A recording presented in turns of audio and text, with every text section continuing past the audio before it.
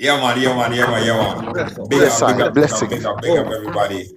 Yes, yes. Big up Good to have yourself, top you. Good guy. to have you again. It's been a long time, and Yes, yo, I.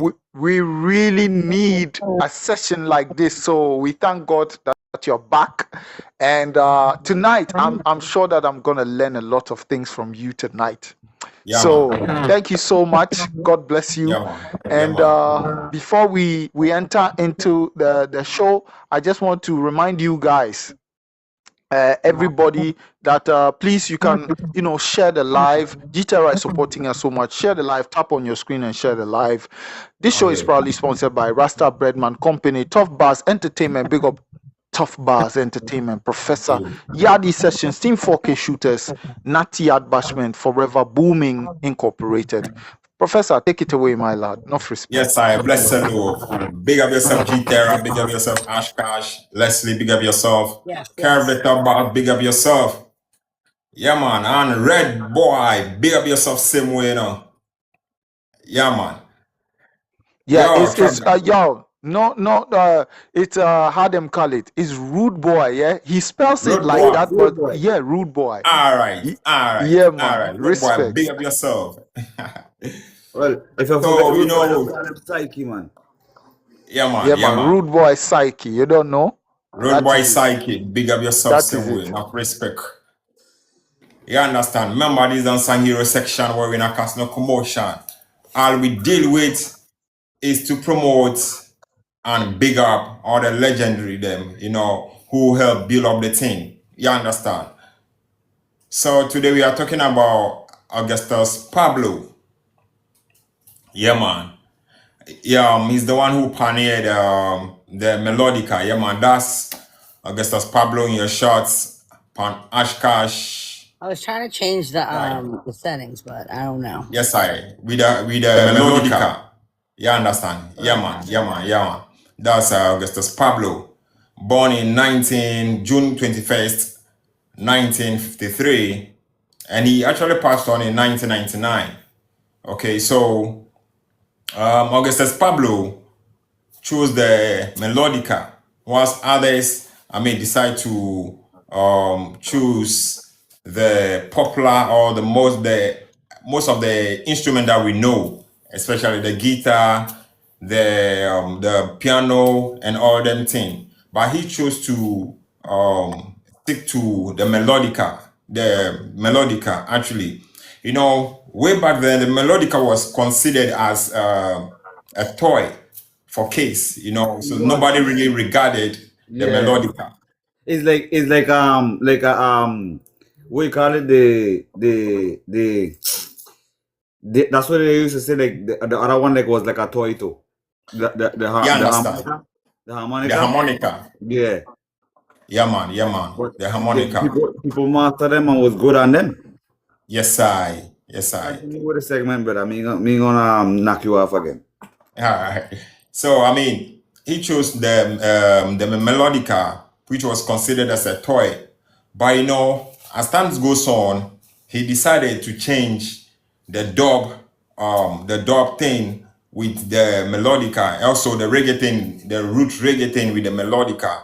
Yeah, man, in 1972. Actually, he actually started in school with the piano or the organ, because his mom was a very good player of the organ, and his dad too was a lawyer, So he actually started with the organ, where he would sneak into the church of their school. That was Kingston College. It was in Kingston College then, where he would sneak with his friends into their church. You understand? That's him in a shot with Dennis Brown, because at a point in time he created a studio and recorded. Actually, Jacob Miller, yes, that's Jacob Miller. He and Jacob Miller. So Jacob Miller was the first artist that he recorded when he opened his studio along the way, his own record studio along the way. Yes. So he would sneak into the studio with his friends to play with the piano. You understand?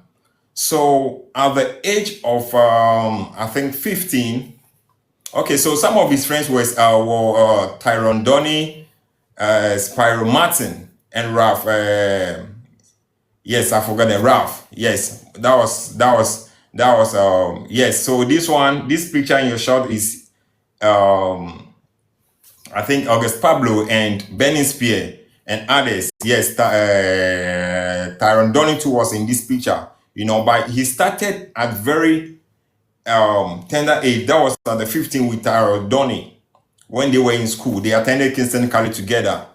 You understand? So this him and Benny Spear. Benny Spear is the first. I think August Pablo, Tyron Donny, and the other guy, I forget the name a bit. So yes, they was taken to the church, play the piano and all them thing, you know. So at the age of 15, he went to Cousin Doss studio for an audition. Okay, but he wasn't chosen. So, but he did not give up. And I must say, this is one of the saddest unsung hero section to me personally, because this man, I would say, was a sickler. Yes, but he did not, that thing did not stop him. Okay, he's always quiet, very reserved. You know, most of the reggae artists act like a lion, you understand? But I would say this man will act like a lamb. You know, he's always reserved. You will not see him always in the studio. Yes, that's him with his melodica. You not always see him in the studio. He once comes, you come to the studio whenever he has a track or something to record, and it's always fire. Whenever he comes to the studio, it's always fire. It's always blazing. You understand? Yes, he lives in the hills. He's not even in the town. Okay, so that's how quiet this man is because of his condition. You understand? So, and he has to stop school at the age of 15 because of his condition. Because he wasn't feeling too well. He's a sick kind of sickler. Yes, so he has to stop school along the way because of his condition. So after he stopped school, he created a sound system with his big brother that they used to boss on the street and, I mean, other places, invite people and all them things. You understand? So along the way, through the sound system, he decided to start recording, actually, because remember, he was not chosen in the audition at Cousin Doss studio. You understand? So he decided to, after creating the sound system with his brother, he decided to start visiting the studios to record himself. I mean, so he went to the studio of I think Herman Chin. So he was in the same college with Herman Chin's cousin, whose name is the name has escaped me a bit, but he's also Chin, Clive Chin. Actually, yes. He was in the college with Clive Chin. So Herman Chin accepted him in the studio because of Clive Chin, because they were very good friends back in the Kingston College. Before later, August Pablo dropped out of school because of his condition. So at the age of 15, that was when he went there with Herman Chin's studio. Herman Chin accepted him because of his relationship with Clive Chin. Yes, remember, the Chin clan actually built most of the studios, yeah, man, way back then. You understand? So yes, Augustus Pablo with Melodica. So as he went to the studio, he was accepted. And remember, Herman Chin, as a producer, has never seen such an instrument before. All right, he has seen it before, but to use it professionally, because most of them use it, I mean, to teach kids. As I said earlier, that is considered as a toy, I mean, tool for the kids. You understand? But this is what August Pablo chose. So Chin gave him the opportunity to play, and yo, it was booming. You understand? It was wow, because he hasn't seen such a thing before. He has seen it before, but to use it professionally in the studio, I mean, on instruments and all instrumentals and all them thing, Herman has never seen such a thing before. So he gave him the opportunity to, I mean, try, and it was fire. So he accepted him in the studio, and he normally visit the studio to play on other instrumental for artists. Yes, and that was when he dropped a song called Higgy Higgy in Herman Chain studio. Higgy Higgy in Herman Chain studio. You understand? And you know, as times goes on, yes, August Pablo came to work with his friend, old school friend, that's Herman Chain's cousin, because he later opened a record studio. Yes, Clive Chin. Clive Chin later opened a record studio. Clive Chin was a friend to Augustus Pablo way back in the school, in the Kingston College. Yes, that's where he started. So as Clive Chin was a great friend, he decided to visit Clive Chin's studio to work with Clive Chin. So there was this day that he visited the studio with Clive Chin, and Clive Chin had an instrumental for an artist to come and drop a vocal on that instrumentals, you know, but the artist could not come. So August Pablo visited the studio with his Melodica, you understand, and he decided to drop a fire on that instrumentals, and that was how come his boss, you understand. Yes, so remember, it was kind of accidents, just like I forget the name, but I will remember and I'll tell you later in the show. Yes, just like the Dub King. Top, I don't know if you can remind me of that name. Yeah, the Dub King, right? Yeah, man.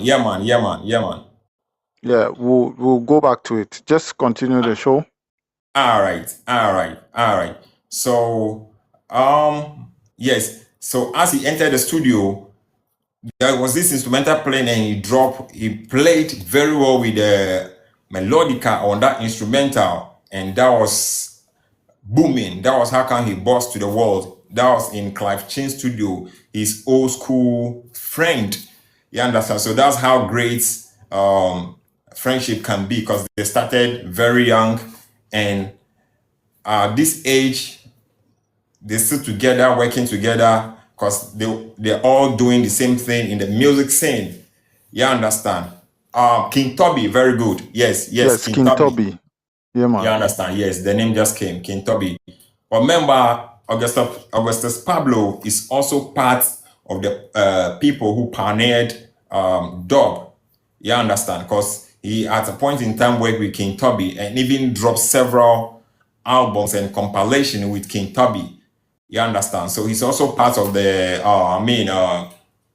the dub pioneers. Yes. So just like King Tubby also accidentally did magic with the dub thing and became the pioneer of ducking, he also entered the studio that day at Clive Chin studio, and also there was this instrumental playing, dropped the melodica on it, and it was fire. So that was how come Augustus Pablo boss to the world. You understand? So Augustus Pablo continued dropping several albums, and because of his condition, he don't normally perform, and even after performance, he would have to rush to his hills alone. I mean, he's always alone. Yes, that's him once again with Benny Spear and Co. At the front of his studio. Yes, because he created, after working with Clive Chin, dropping several albums, he has to stop a bit to create his own record studio. You understand? Yes. Remember, he at a point in time worked with a lot of great producers, and it was one of his shows. It was one of his shows that one great producer of the Rockers. You remember the Rockers, that Jamaican movie, the Rockers, with Horsemouth, Jacob Miller, all them people, them. That is true. Yes. So it was one of his shows that great producer of that movie first heard reggae. with the melodica, retro reggae with the melodica on it. You understand? So the man decided to contact him. The man became a fan and decided to contact him because after remember his records label's name is the Rockers. You understand? So that name inspired the movie Rockers. Yes, remember that. If you don't know now, you know that it was Augustus Pablo's studio, recording studio, Rockers, that the producer of the Rockers movie got the inspiration from. And Augustus Pablo is supposed to be part of that movie, but financial thing and all them thing, he couldn't. And for me, I'm not sure it's only the financial thing, because he's very reserved man and always quiet at his own place, an introvert. He said me. So I think maybe he didn't like where a lot of people and all them things, so we decided to not to join the movie. But actually, the history says it was financial kind of thing, misunderstanding that made him, or that's why he could not be part of that great movie, The Rockers. You understand? That movie is massive. I've watched that movie several times. Still, I'm still watching. It's a great movie. Yes. So it was his studio's name. It was studio's name that movie got inspiration from, Rockers. Yes, and I think most of the actors dress like him. How he normally dress, most of the actors dress like him, though he wasn't part. But the producer decided to honor him still in the movie with his dressing and all them things. You understand? So if you did not know, now you know that it was Augustus Pablo's studio, record studio that he created, that movie got inspiration from. And remember, Jacob Miller was the first artist he recorded in that studio. Jacob Miller was the first artist Augustus Pablo recorded in that studio. Yes, the Rocket Studio. You understand? So he continued to work with so many artists, dropping so many albums. Though he's been recording artists, he sometimes record himself, drop albums. He has over 20 compilation together with albums and all them things, And this man, as I said earlier, is very, very, very reserved man and an introvert. So he decided to quit a bit because of his condition. Remember, I say that he was a sickler, so he decided to quit, and because he has to go on tours and all them things to bust his music. So he decided to quit music himself and based in the studio. So he started recording other artists, dropping albums. And remember, this man has a lot of albums. And even after his death in 1999, his album still, the studio still drops his album. Okay, so he dropped the Ital Dub album together with King Tubby, the Ital Dub album together with King Tubby in 1974. Yes, I think that was his first great album that he dropped with King Tubby. Yes, and also he dropped the same in 1974. Rockers Came East. Yes. Rockets Came East. That was another great album that he dropped. Rockets Came East. Remember, I said he's also part of the people that pioneered dub music. You understand?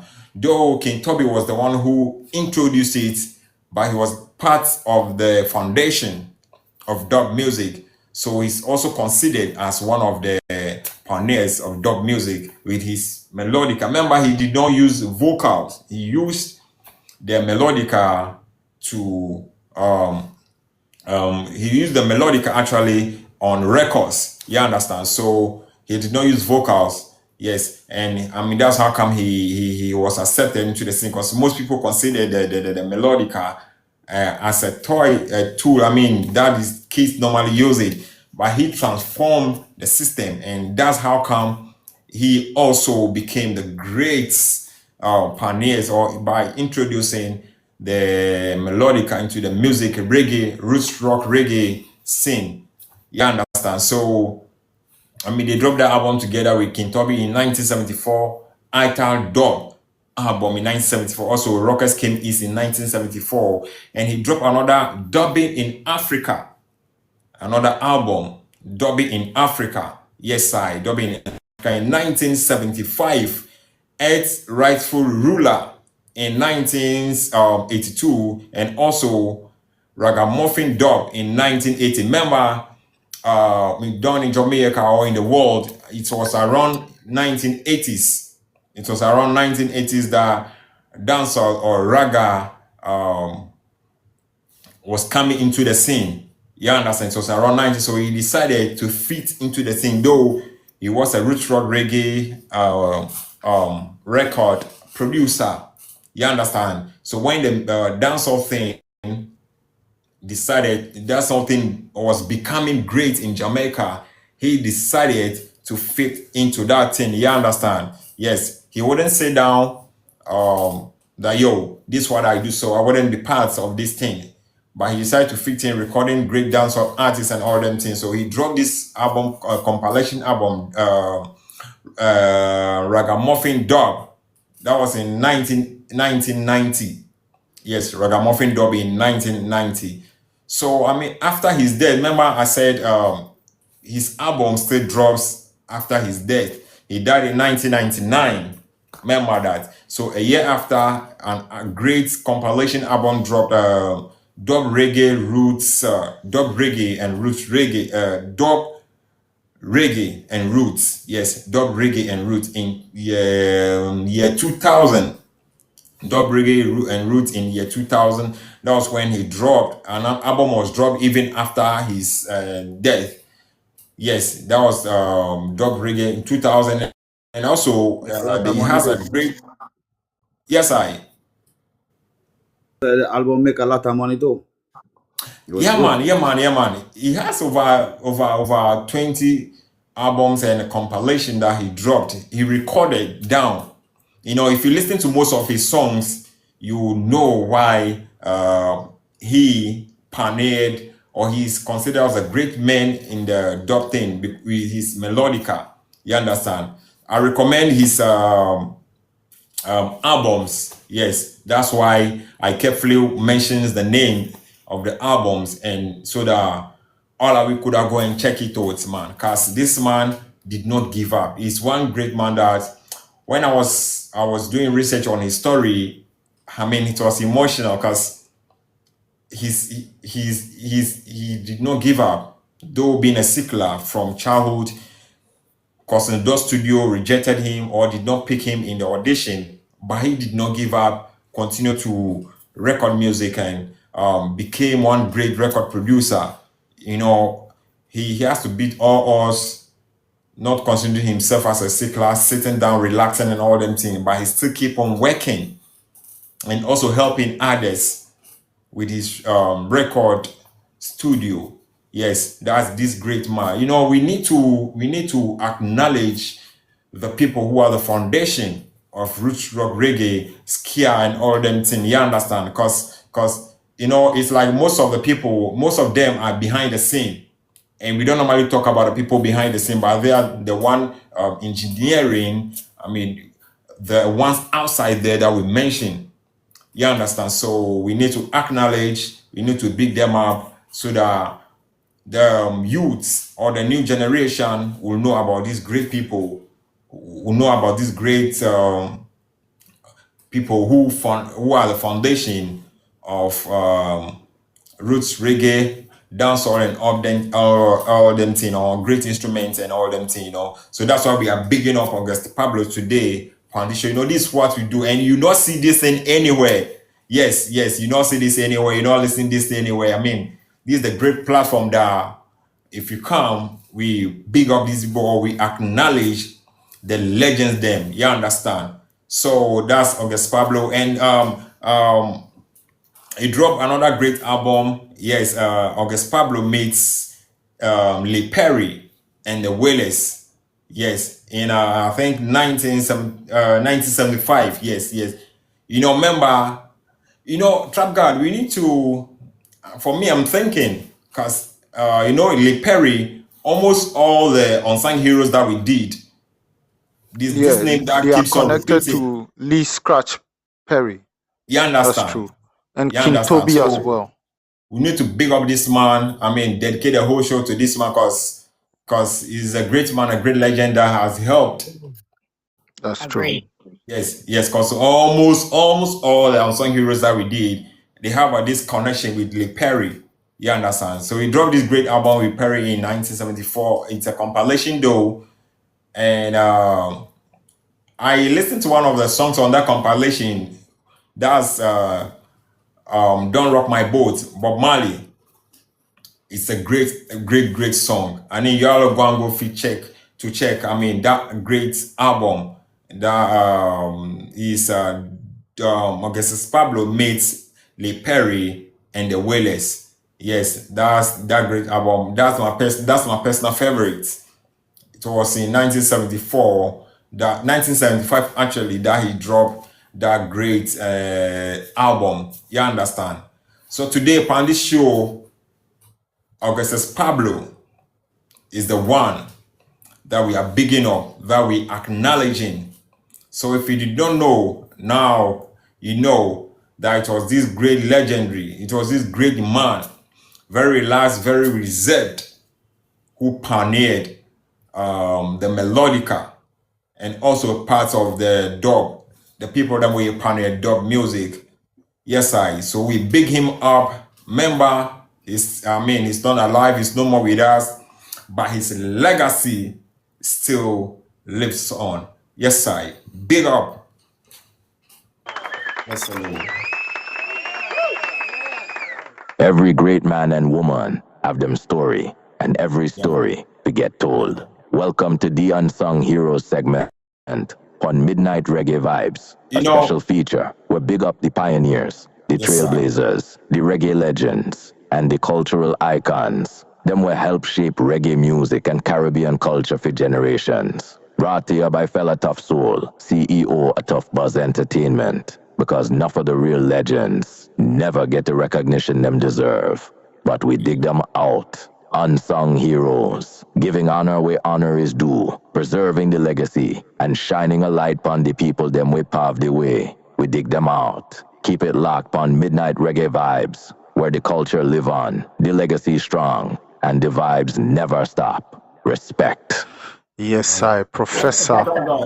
Before you come in, I would want to ask each and every one of us, what have we learned from his story? Because this man was a sickler, It is very emotional for me personally. This man was a sickler but did not give up, and look at how great he became. So I would want to ask all of us, each and every one of us, I mean, what have you learned from this? I would say resilience. Resilience. Yeah, man. I would say that he played an instrument that not too many played, and he didn't make his music with words. He made it with the instrument that not many people really appreciated and took advantage of. That's right. That is it.